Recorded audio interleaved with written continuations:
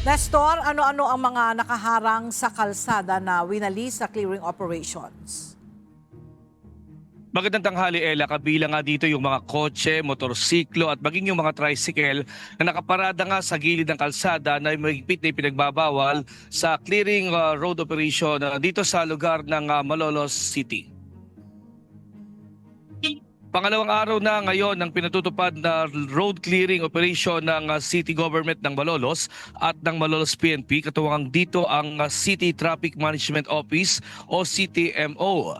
Kanina walang nagawa ang mga residente sa Barangay Bagna, Panasahan, Matimbo at Mambog sa Malolos ng pagtatanggali ng PNP ang mga nakaharang sa gilid ng kalsada. Lahat ng mga halaman, mga buhangin, pati na ang lupa ay pinapaalis sa gilid ng kalsada ng mga otoridad. Isang motorsiklo ang sinakay sa truck matapos na iwan ng may-ari.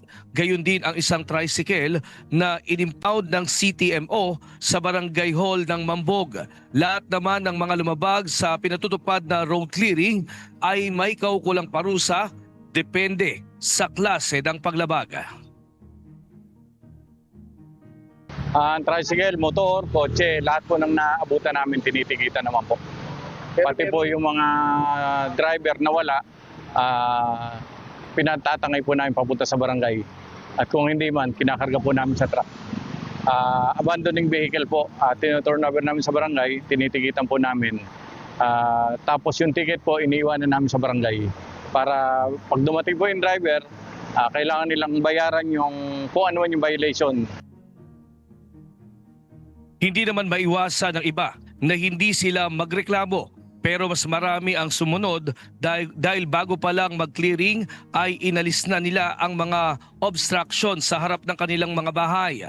Ayon sa PNP, di naman sila nagkulang sa paalala dahil 1 week before clearing ay nag-abiso na sila. Sa ngayon, out of 51 na barangay sa Malolos, may 10 na barangay na nagsagawa na ng clearing operation at ang ibang barangay ay naka-schedule na rin.